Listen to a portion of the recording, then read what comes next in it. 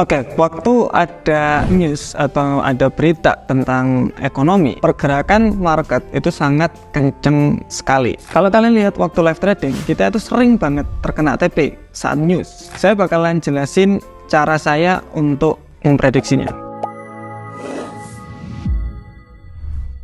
Strategi ini bisa digunakan hanya saat ada berita saja. Jadi kalau nggak ada berita itu nggak bisa. Nah, berita itu pun kita harus pilah-pilah. Nggak semua berita kita bisa lakukan. Jadi ada yang nomor satu itu NFP, itu lumayan kenceng pergerakannya. Kalau kalian lihat Jumat NFP terakhir kita juga lumayan bagus, kita prediksi langsung terkena di targetnya. Ini setiap awal Jumat bulan Agustus ini, hari Jumatnya tanggal 2 ya, berarti tanggal 2 itu nanti bulan September NFP-nya bakalan ada di tanggal 6. Pokoknya setiap hari Jumat awal bulan itu pasti ada NFP, enak, dan itu pergerakannya lumayan sangat-sangat kencang. Nah, yang kedua ada namanya FOMC. Kita nggak usah bahas ini apa ya, kalian bisa cek-cek sendiri di internet. Itu banyak banget yang sudah bahas. Kita tahunya kayak gini itu sebenarnya di mana? Kalian bisa pakai forexfactory.com. Ini harus pakai VPN. Kalau nggak mau pakai VPN, kalian bisa masuk ke Daily FX. Ini bisa, nanti ada di sebelah kanan di sini. Ini ada, atau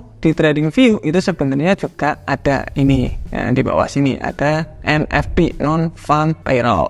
Oke, ini kelihatan di harga sini. Cuma saya nggak begitu suka di TradingView karena saya kebiasaan lihatnya di Forex Factory. FOMC ini kita lihatnya di mana? Oke, ini tidak pasti jadwalnya, cuma ketika kita lihat di sini, kita contohin ya, kita next saja ya. Kalau kita scroll terus, ada FOMC ini, FOMC tanggal September 19 September nanti bakal ada FOMC statement dan FOMC press conference jam 1 subuh sampai jam 1.30 subuh ini masih ada. Berarti pergerakannya bakalan kenceng banget itu mulai jam 1 itu. Jadi ada NFP, ada FOMC. Yang ketiga biasanya itu CPI, cuma bukan semua CPI. Yang CPI agak kenceng itu CPI monthly to month, kemudian CPI yearly to month, sama core CPI. Ketika tiga ini ada, itu berarti pergerakannya lumayan kenceng. Saya carikan. Nah, ini core CPI, CPI monthly, CPI yearly. Jadi ini agak lumayan kenceng pergerakannya. Ada tiga ini yang biasanya lumayan agak signifikan. Jadi diingat aja tiga ini, kalau ada tiga ini kemungkinan untuk signifikan pergerakannya dan kita mendapatkan untung gede itu agak lumayan besar dibanding kita trading di jam-jam yang lainnya. Ini agak lumayan. Kita masuk ke chapter yang pertama, kenapa kita trading saat news. Nah, sebenarnya ada alasan kenapa kita trading saat news, karena pergerakannya itu sangat signifikan. Jadi contoh, ini harga itu kayak gini ya, sebelum berita itu harga biasanya konsolidasi pelan-pelan gitu, karena masih nunggu order. Kamu mau order di berapa nih? Nunggu masih ya. Setelah ada berita, contoh NFP jam 7.30, harga langsung signifikan naik atau signifikan turun. Jadi langsung zoom atau su, terserah yang mana, yang penting langsung signifikan. Nah, dari sini kita berarti bisa berpikiran bahwa oke, berarti signifikan. Kita bisa pasang aja jebakan buy stop sama sell stop, buy stop sama sell stop. Jadi atau pending order, ketika harga itu nyentuh situ langsung ke trigger otomatis, langsung naik, langsung kita terkena TP dalam detik itu juga. Makanya orang suka trading saat news karena langsung ada pergerakan signifikan. Nah, kemudian cara naruh buy stop sama sell stop kita bakal bahas di chapter yang selanjutnya. Nah, kita lanjut ke chapter yang kedua, cara membaca fundamental prediction di Forex Factory. Nah, pertama kalian masuk ke Forex Factory atau masuk ke Daily FX, terserah, atau di TradingView juga bisa. Kalian bisa klik di sini, itu ada namanya forecast sama previews. Maksudnya apa? Bulan lalu itu 179, bulan ini itu 175.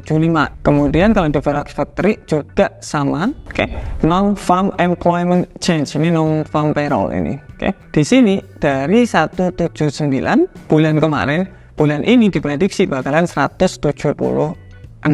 Oke, itu cara untuk ngeceknya. Kemudian ada average hourly earning. Jadi orang bekerja setiap jam itu dibayar berapa? Dulu itu 0,3%, diprediksi tetap jadi 0,3%. Unemployment rate, ini apa? Unemployment. Jadi orang yang tidak kerja itu berapa persen? 4,1, 4,1. Berarti diprediksi sama seperti bulan kemarin yang nggak kerja. Nah, berarti cara bacanya gimana? Nah, kita harus pilih di Forex Factory ini mana yang penting, mana yang nggak begitu penting. Kalian bisa search di sini filter. Nah, impact yang mana? Kalau yang merah itu berarti penting atau bakalan signifikan. Yang ini tidak begitu, sama sekali tidak. Ini adalah bank holiday. Jadi yang biasanya saya lakuin itu saya hilangkan yang orange dan di apply. Orange sama kuning itu saya hilangkan. Jadi bakalan keluar bahwa oke, yang penting-penting itu ada. Contoh ada jam ini, jam 1.57 yen, ada 3 news yang merah-merah semua, berarti ini pergerakannya bakalan signifikan di situ. Gitu aja. JPY berarti semua pair yang ada JPY-nya itu bakalan signifikan. Apa aja? USD JPY, GBP JPY, Euro JPY, pokoknya yang ada JPY-nya bakalan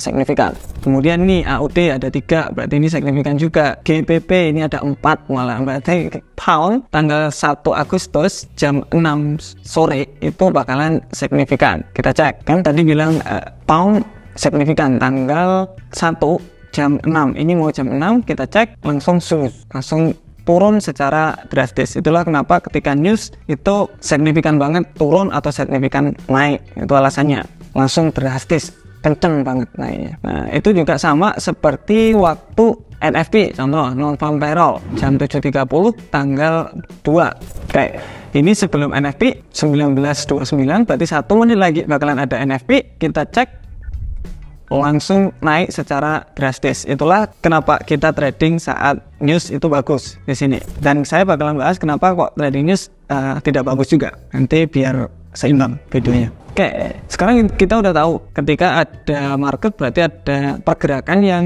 signifikan. Oke, kalau yang kayak gini tuh apa maksudnya? Yang putih-putih itu tahunya bank holiday. Pergerakan market itu yang paling besar itu digerakkan oleh bank. Paling besar sekali. Nah, bank di sini ketika holiday atau libur banknya berarti tidak begitu signifikan karena pemain besarnya sedang libur di negara tertentu. Contoh ini di negara Switzerland, banknya sedang holiday. Berarti kalau kalian trading di USD CHF itu tidak bakalan ada pergerakan yang sangat signifikan karena banknya libur. Itu kalau mau ngecek. Nah, untuk memprediksi bagaimana bakalan ada kenaikan atau penurunan sebenarnya agak simpel. Contoh di non-farm payroll ya. Bulan kemarin itu kena ada di 179. Bulan ini bakalan ada penurunan di 176. Oh, berarti bulan ini akan turun nih. Diprediksi. Ya, diprediksi bakalan ada penurunan. Oke, berarti US dollar diperkirakan akan ada penurunan. Gitu aja, simpel itu. Berarti kebalikannya, emas bakalan ada kenaikan. Makanya tadi kenapa emas ada naik. Itulah kenapa buy stop kita terkena. Kita mulai ke chapter yang ketiga. Cara membuat buy stop dan sell stop ketika news. Ketika sebelum berita itu pasti ada namanya konsolidasi atau pergerakan yang di situ-situ aja sebelum news. Jadi contoh harga penurunan, kemudian ini konsolidasi kecil-kecil. Nah, di sini. Ini berarti adalah kesempatan kalian memberikan sebuah garis di atasnya, support dan resisten di atas dan di bawah. Pastikan harga saat ini itu ada di tengah. Oke, jadi contoh kemarin sebelum ada news, betul? Saya berikan sebuah kotak di sini. Nah, ini kan belum konsolidasi. Nah, nanti saya contohkan yang konsolidasi. Ini contoh yang tidak konsolidasi di mana NFP kemarin hari Jumat. Nah, kenapa saya taruh kotak seperti ini? Karena saya ingin harga di sini biar tidak tersentuh sebelum news. Ini kuncinya. Jangan sampai harga itu tersentuh sebelum news. Bahaya. Karena contoh kalian pending order di bawah, kalian pending order juga di atas. Jadi maksudnya ketika harga nyentuh langsung otomatis ke buy, ketika harga nyentuh ke bawah otomatis nge-sell. Tetapi kalau newsnya belum jalan, contoh jam 7.30, kalian 7.29 udah terkena sell stopnya, itu nggak boleh. Karena bisa jadi nyentuh langsung naik secara drastis. Jadi nggak boleh.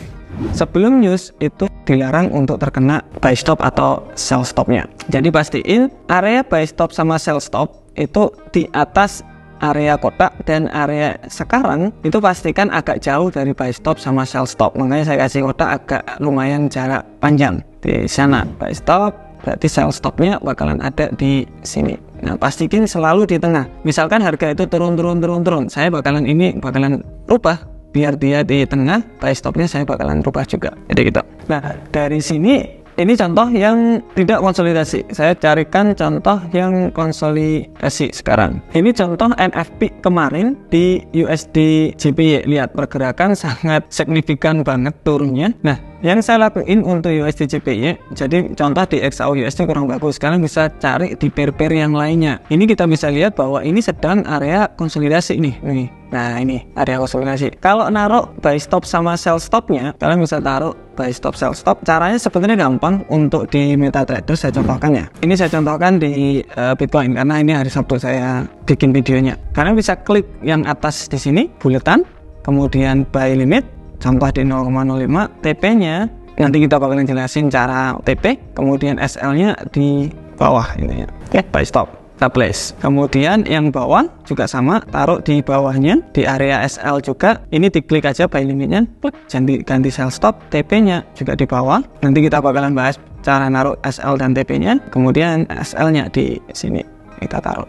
Nah, itu untuk naruh di MetaTrader. Jadi contohnya simpel aja sebenarnya. Pojokan sana, kemudian mau ditaruh di mana itunya, sell limitnya diklik aja, nanti bakalan ganti jadi buy stop. Kemudian TP taruh di mana, SL taruh di mana, terserah. Itu untuk di MetaTrader. Nah, untuk di TradingView kita analisanya itu sama. Jadi ketika ada konsolidasi kita kasih kotak, berarti area sinilah yang kita bisa entry di sana. Nah, sebelum news kita cek harga saat ini di sini 148.996. Area kotak saya terlalu dekat, takut terkena. Ini pasti saya geser. Jadi di sini. Jadi nanti kalau saya buy stop, saya bakalan buy stop di sini. Oke. Dan saya bakalan sell stop di area sini. Nah, gitu. Kemudian untuk TP dan SL biasanya saya cari support resisten yang paling terdekat. Kita bisa lihat bahwa harga support resisten paling dekat adalah di sini. Ini paling tinggi dan sering banget kesentuh, nyentuh. Berarti area sini adalah area support resisten. Lumayan bisa buat target. Nah, ini kita lihat berapa price-nya di 20 pip. Berarti nanti ke bawahnya juga di 20 pip. Nah, di situ nanti kita bisa klik target scalping, taruh di sini. Oke. Nah, ini juga ada area support resisten lumayan. Karena di sini support resistennya kurang naik, saya bakalan naikin setidaknya semua tersentuh. Ini tersentuh bagus. Pokoknya intinya kayak gitu. Ini 17 pip, berarti yang atas saya bakalan kurangi juga. Nah, setelah itu kita tunggu waktu news dan langsung terkena.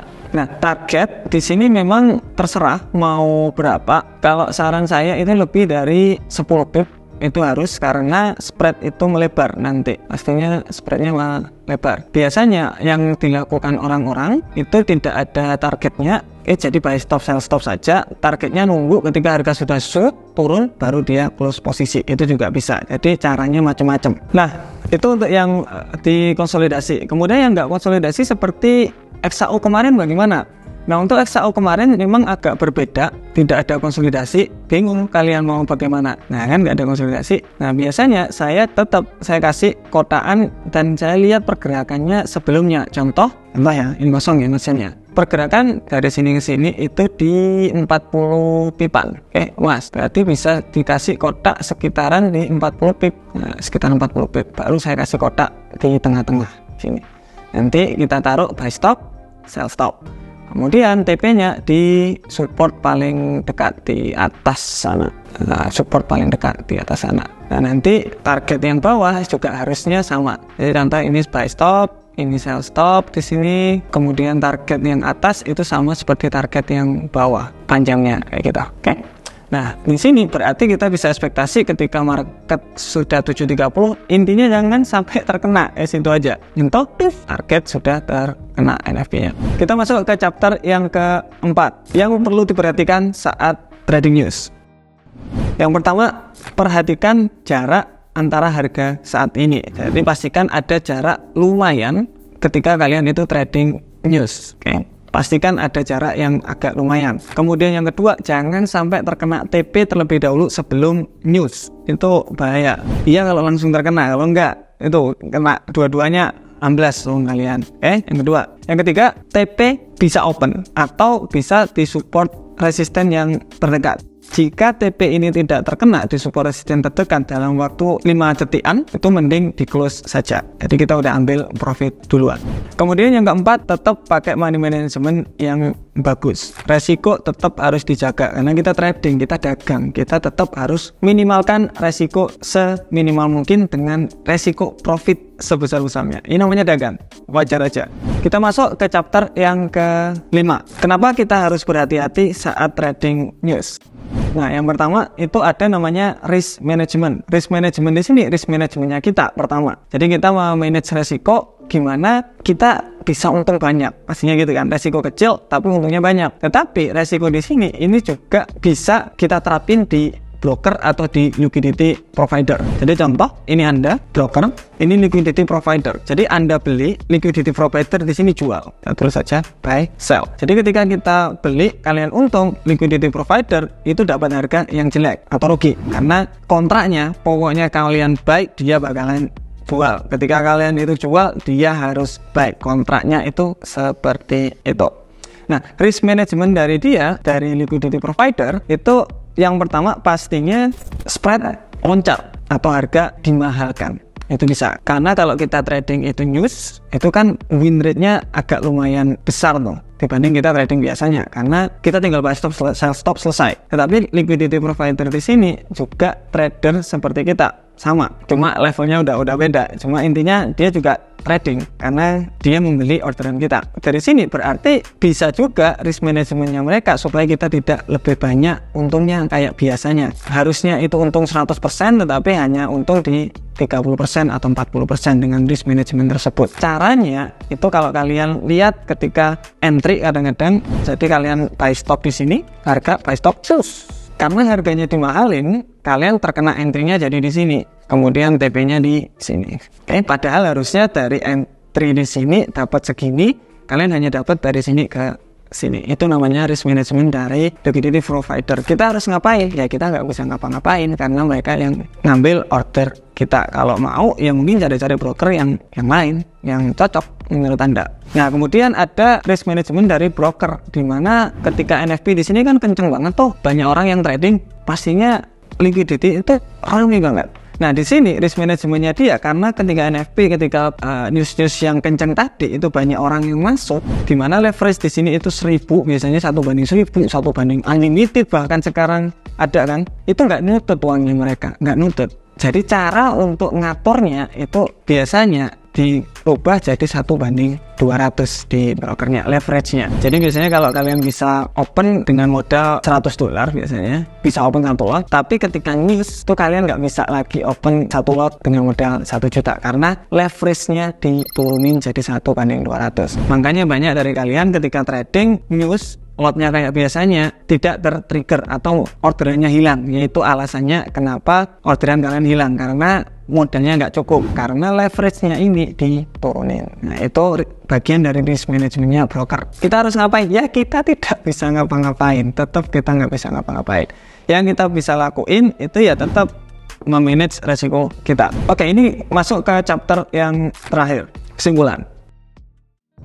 News di sini itu memang win rate-nya agak lumayan besar, tetapi ketika win rate lumayan besar di sini semua orang pasti tahu, ini yang berbahaya nanti apa? Ya liquidity provider sama brokernya. Jadi risk manajemennya mereka harga agak dimahalin dikit. Menurut saya fair-fair aja, karena namanya dagang ketika lagi rame ya bakalan saya naikin pasti. Jadi menurut saya itu make sense. Nah, kemudian yang kedua, apakah saya trading saat news? Jawabannya adalah tidak. Saya trading news hanya untuk teman-teman yang trading news. Jadi saya pengen merangkul semuanya karena banyak orang yang trading saat news dan meminta saya ayo trading saat news. Ya udah, saya analisakan saja caranya. Banyak terkena TP, cuma saya tidak trading karena ya itu tadi harga loncat, kemudian leverage jadi turun, jadi saya nggak nyaman trading saat news. Tapi kalau untuk analisa yang lain, scalping, swing untuk live trading kita tiap harinya itu itu saya juga entry. Kalian bisa cek live trading kita Senin sampai Jumat jam di bawah. Nah, kita share semuanya. Kalau sebenarnya kalian lihat di Discord itu kita share tentang berita terkini. Jadi kalian nggak usah lihat Forex Factory, kita udah kumpulin dan kita udah screenshotin bakal ada seperti apa. Nah, contoh ini NFP kemarin kita udah screenshotin NFP. Nanti jam 7.30 akan diumumkan, ini diperkirakan akan penurunan terhadap US dollar. Jadi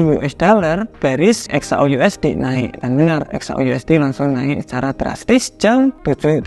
Jadi di situ udah ada semuanya. Kemudian ada scalping live juga, kita bisa scalping juga bareng-bareng tradingnya, kita bisa ngobrol, kita bisa entry. Kalau kalian mau bareng-bareng entry sama saya juga silakan, semua kita open. Dan hasilnya kita taruh di signal recap di sini. Contoh ini close profit, ini masih jalan, dan semuanya itu terekam di YouTube, di Discord, itu semua terekam di sana. Jadi kita pengennya transparan saja. Kemudian yang terakhir, pastikan broker Anda itu cocok untuk trading news. Caranya gimana? Dicari, dicoba. Itu nggak ada cara lain, dicoba. Kalau menurut Anda brokernya itu loncatnya terlalu tinggi, ganti. Kalau menurut Anda harganya nggak terlalu mahal atau loncatnya nggak begitu jauh, oke, pakai aja, it's okay. Jadi kalian harus mulai cari-cari kalau memang mau trading saat news. Kalau tidak, yes, gunain broker Anda saat ini, tapi jangan trading saat news. Kemudian ketika ada entryan saat news, saya udah ada entry Pak, saya harus bagaimana? Itu kalian bisa, pertama ketika udah profit, itu bisa di close atau ditaruh di BEP, stop lossnya dinaikin, biar ketika loss kalian tetap nggak rugi apa-apa. Yang kedua, ketika resikonya itu masih terjaga, contoh resikonya di 0,5% ketika terkena stop loss, dibiarin juga nggak apa-apa. Yang terakhir, itu bisa di close saja, nunggu news selesai, kemudian kalian bisa entry lagi. Semoga video ini bermanfaat. See you next video. Bye-bye.